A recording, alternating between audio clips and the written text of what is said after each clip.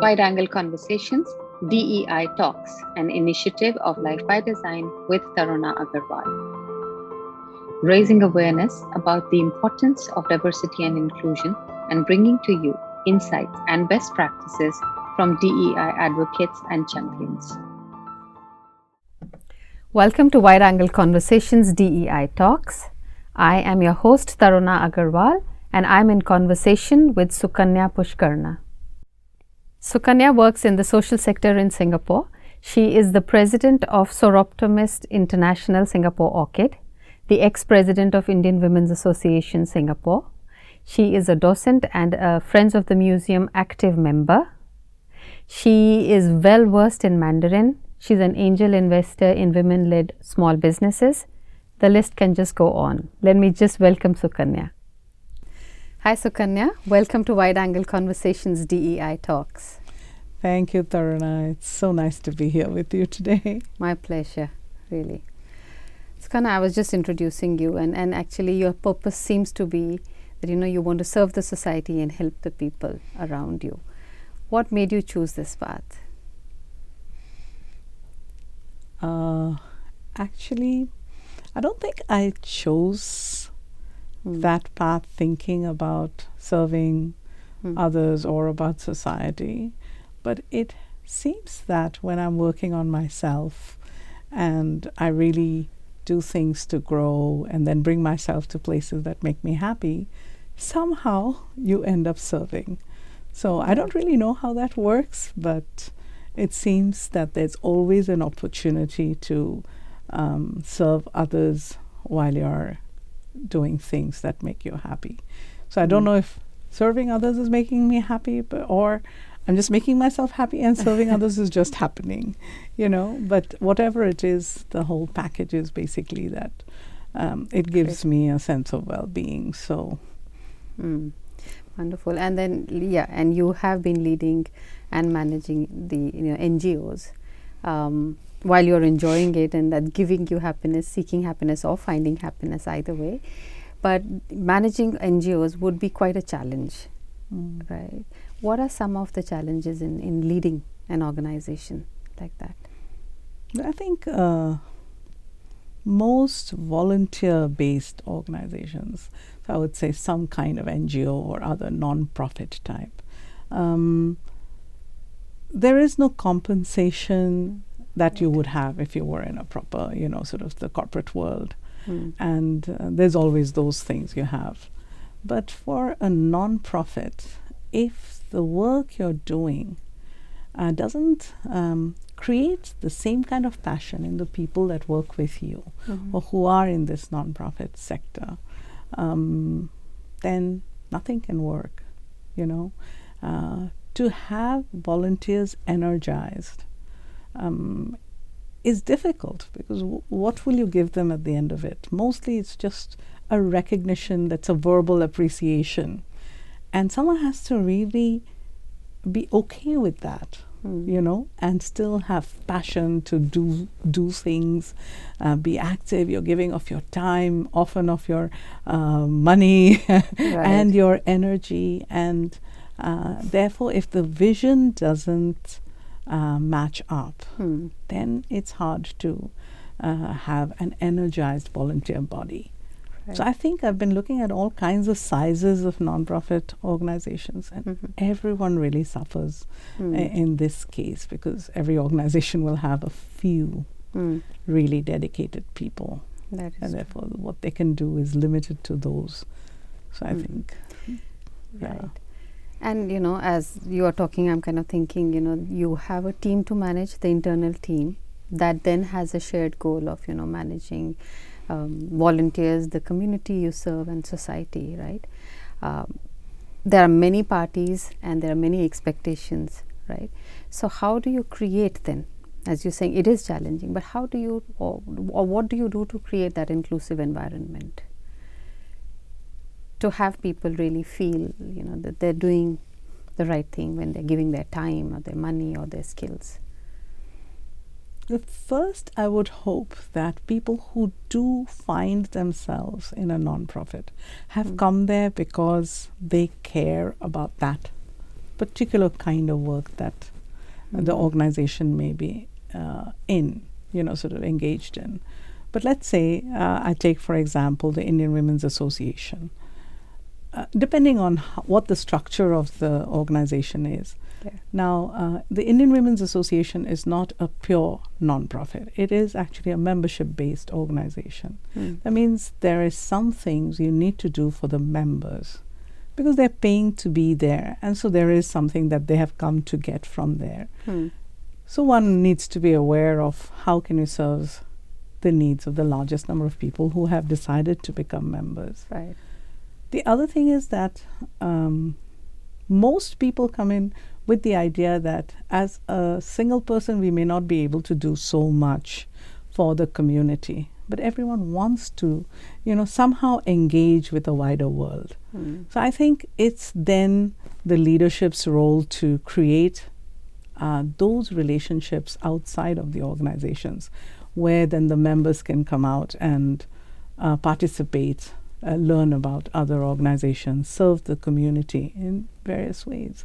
So I think the leadership must be very alert to, and so the leadership needs to work for these relationships to bring the rest of the membership there. Now, the community work that one would do and how well that would go and how fulfilling that would be would depend a lot on how good the people as individuals within this group feel. So there is something about the environment within the organization, because then when they go out to do work, they are a team. They are doing something together because they're all on board. So I think, that's the kind of work one, as a leader, one would have to do.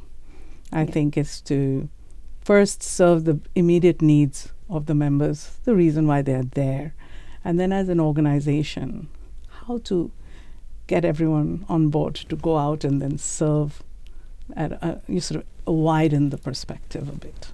Right. And so as you're sharing, I think it's something which you would really get very deeply involved in as a leader. It becomes a part of you. It is a passion project, and you're kind of building the entire organization and the culture. How would you kind of decide to move on and pass on your legacy to the next person? Yeah. So personally, I feel that you're not really creating things out of ether. You have inherited something, because you're one in a chain of events. And so I think one of the first things is if I can feel that, then I look at whatever I've been handed in a certain way and then give it that respect. And then make sure that the people who are immediately around me feel like they're a part of the team, the part of the vision. And I think here we can talk a little bit about like where everyone has a voice. Because when everyone has a voice, of course we avoid making big mistakes because more people can watch out for things. I always feel very good when I can bring a team together and just say, okay, I like differences of opinion, because it allows us then, when we finally decide to do something, it'll be better because we've thought of many things, and we are better off like that. But particularly in sort of organizations like the Soroptomists or IWA, if every person's need is different, but one of the things is needing to be included in a group where one feels a sense of well-being. And I think if we can address that, creating any kind of culture is not difficult. And creating a culture of inclusion, one needs to be aware that this is an important thing. So I think we're all learning that if we don't listen to all of the diverse voices that are within our organizations already, we cannot really give them what they need. So we need to know that these things exist.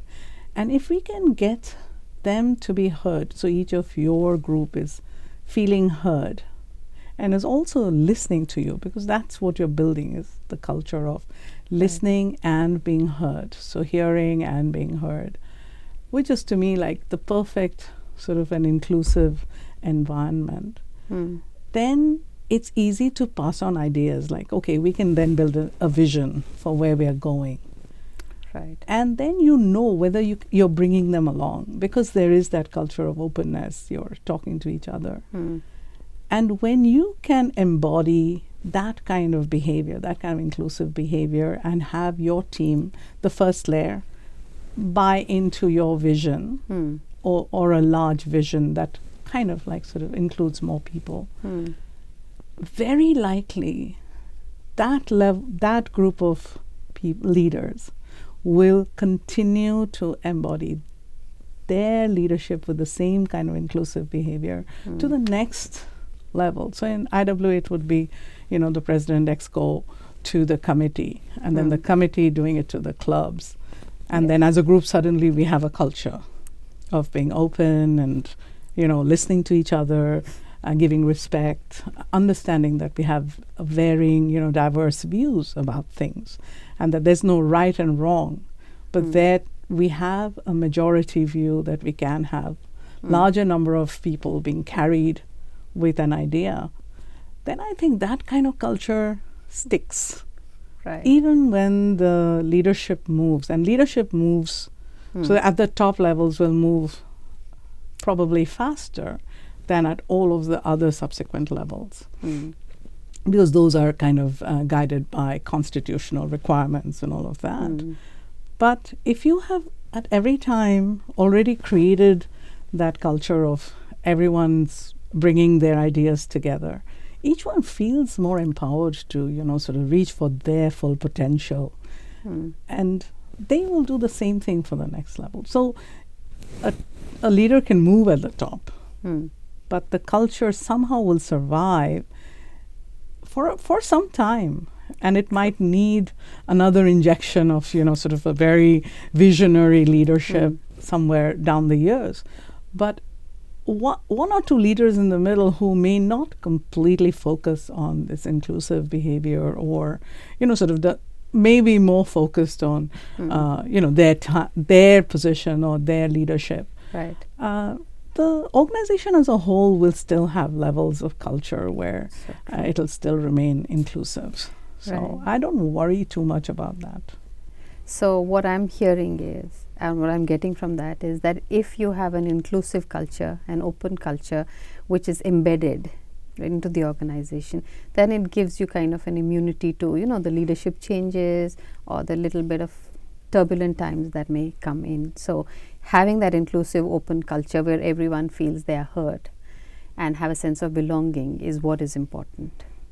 Yeah, many things in leadership can be very natural. But I think inclusiveness is something one needs to first acknowledge as a necessity for any organization's actual, sort of long-term well-being. True. And so that alertness to inclusion, I think, is important for a leader to showcase, and then people will see the benefit of it. Once people see the benefit of an action, it becomes so much easier to pass it down, because you benefit from it. So you already are sort of, bought over on that. So then you will pass it on. Because I think things that we learn from, we're very quick to share with others, hey, that worked for me. And so you don't feel bad about sharing that. Right. So I think, and that's how I would create culture. Like at home, we do the same, right? Everyone sees the benefit, then it becomes a culture. Otherwise, it's my culture and I'm just dragging people into it. Right.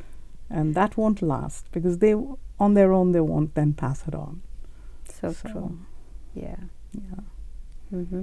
That also kind of brings me to, the multiracial, multicultural society that we are in any society like that. There has to be harmony and integration, right? So a very interesting thought that is coming to me is, as we are talking about inclusion, so would inclusion lead to integration, or would it be that integration is leading to inclusion or is it the same? What is it for, to have that harmony in a multicultural environment, whether it's at home or it's at work or at the society or country level? I think quite definitely that inclusion in any environment will definitely make it easier for the members of that, that space to feel more integrated.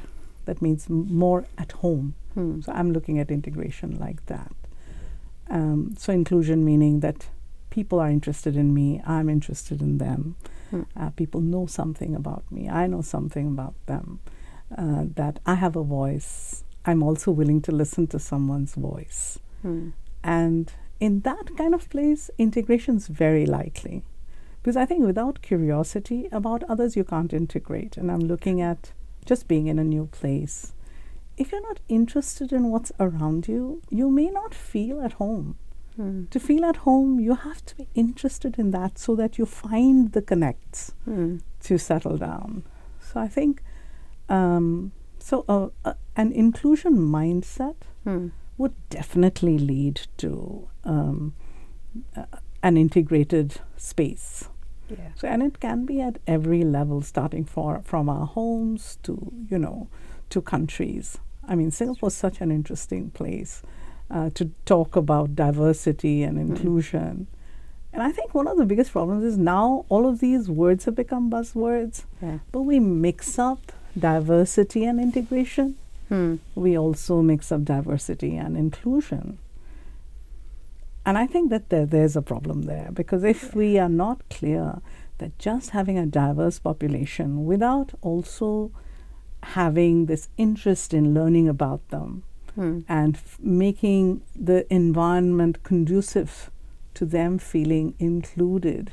And there's a power structure in every space. There are people who are more, who have more, clout. Then, so in my home, and I think we have discussed this before, if I'm the mother-in-law and I have a daughter-in-law coming into my home, then of course it behooves me to make sure that the environment in my home is inclusive for a person who's coming in. Of course, that person who comes in also brings with them their personality. So if they're not open-minded and they're not looking to be included, then it's harder.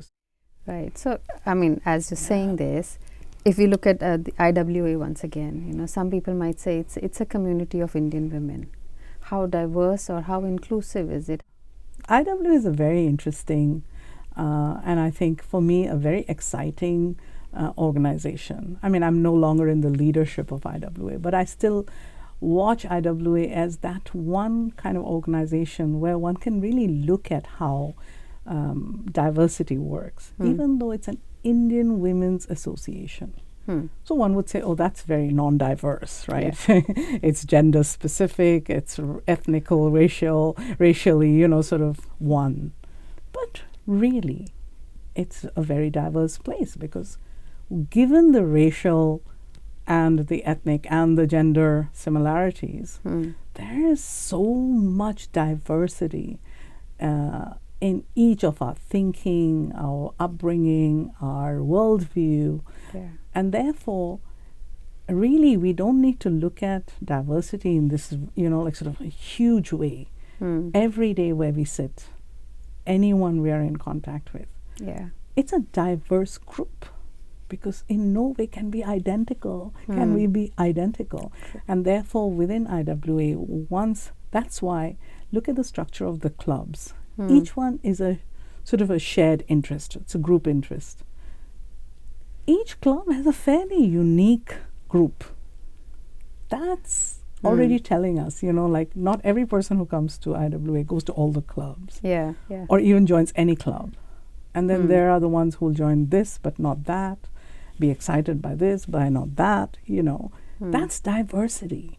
True. And knowing that your members include that kind of diverse thinking really benefits the leader in making, sort of figuring out where to go next, to understanding. So when you can see that, you see the amount of talent you can dip into, because diversity means that that every person brings something unique to the table. And when we are open to looking at that talent, Right. wow, it's like a powerhouse. Absolutely. There's so far one can go, Yeah. So I think IWA has done a great job of creating comfortable, safe spaces in shared interest, where people can come in and create their own communities of comfort, Right. where they can go to people whom they meet regularly, who know them. And then as a group, because they feel so comfortable with each other, then when they go out to serve the community in any way, wow, that's a really positive, buzzing community. Yeah. When they go out, they bring that kind of excitement, happiness, color, and passion. True. And so the work goes so well, and people are noticing that IWA women have this ability to do things, Right. because of what's going on internally. Yes. And there is a beautiful, and you can see this kind of continuation of culture. And it excites me a lot.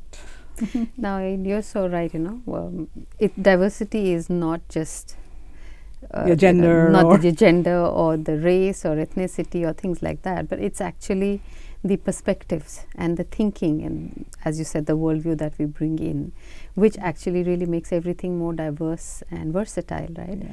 And at IWA, I've also worked with them, with you, and I think it's a beautiful place. It's a space that you have created where you're giving opportunities, not only in terms of the network or connections, but also opportunities for taking their business, connecting to people, to partners in this, So sadly, I think that women, the amount of potential that we have, IWA has given it one direction, or go and serve the society.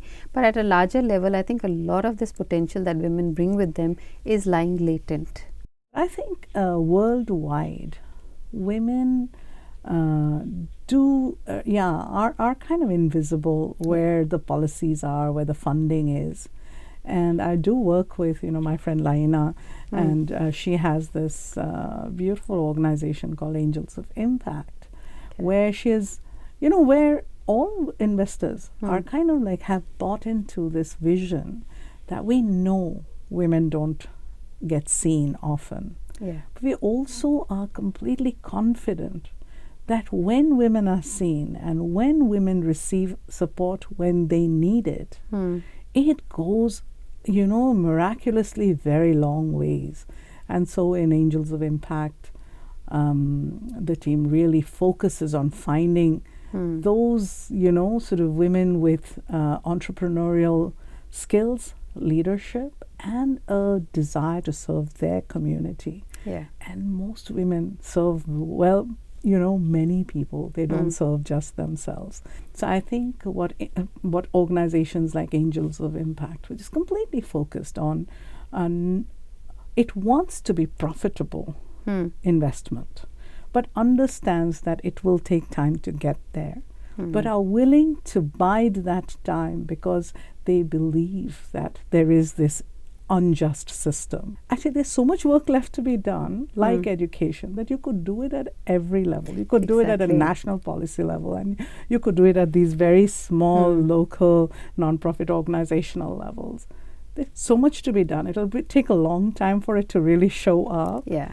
But I think even having some organizations like this, some people who can pass on that passion, that vision of funding at the lowest level, people who somehow don't look profitable and those kinds of things, but to know that ultimately everyone will benefit.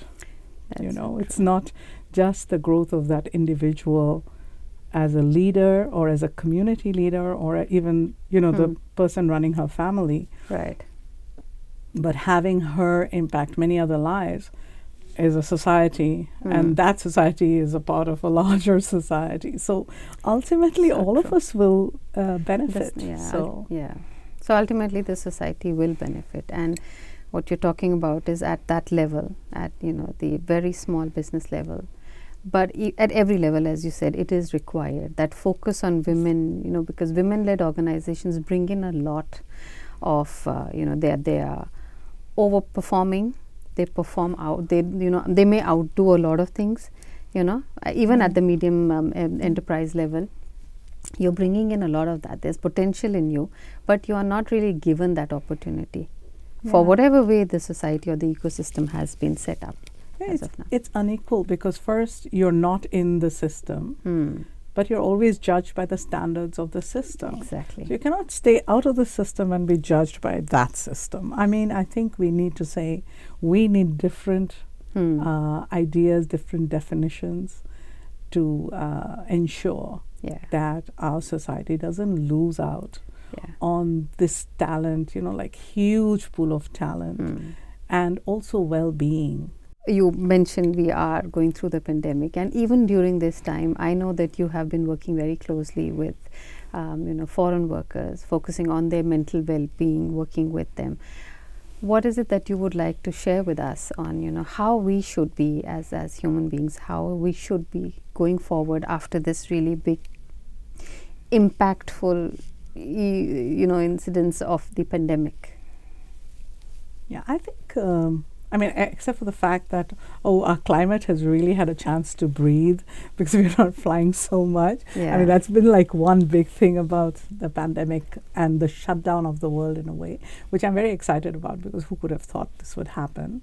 But on the other hand, it has brought to the fore very clearly certain big issues like mental health. I mean, it would be lovely if all of us could really think wider about mental health. And I've been watching this for a few years, and particularly in the US, because I go back regularly and I see younger and younger children being under care of counselors and stuff like that.